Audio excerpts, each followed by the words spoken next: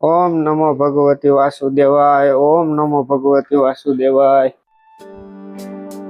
આવો બાપુ આવો, આજ તો મારું આંગણું તમે પવિત્ર કર્યું. બેહો બેહો.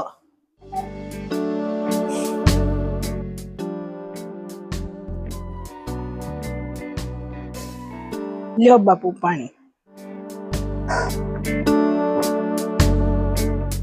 બાપુ એક પ્રશ્ન પૂછું?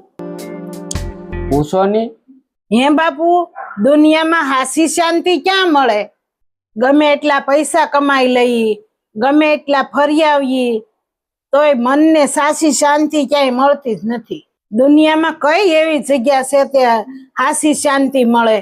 માડી, જે શાંતિ તમે બહાર અને પૈસામાં ગોતો છો ને, એ પૈસામાં નથી. એક થોડા ક્ષણનો ખાલી ભ્રમ છે.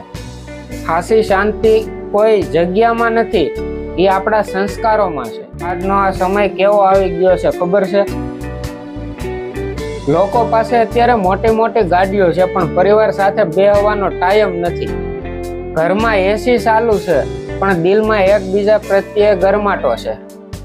સોશિયલ મીડિયામાં હજારો મિત્રો તો છે, પણ ઘરમાં વડીલો સાથે બેસવાનો 2 મિનિટનો ટાઈમ નથી. એ વાત તો બાપુ હાસી છે. માડી, હાસી શાંતિ ક્યાં મળે ખબર છે? જ્યારે તમારો દીકરો કામેથી થાકીને ઘરે આવે છે, ત્યારે તમે બધા પરિવાર સાથે ભેગા બેહીને 5 વાતો કરો છો ને, ત્યાં શાંતિ છે. જ્યારે જરૂરિયાતમંદને કાંઈ તમે વસ્તુ આપો છો અને ત્યારે જે એના મનને શાંતિ મળે છે, એ જ સાચી શાંતિ છે. આજના સમયની અંદર આપણે કેટલું કમાઈએ છીએ અને આપણે કેટલું ભણેલા છીએ, એ સાચી શાંતિ નથી.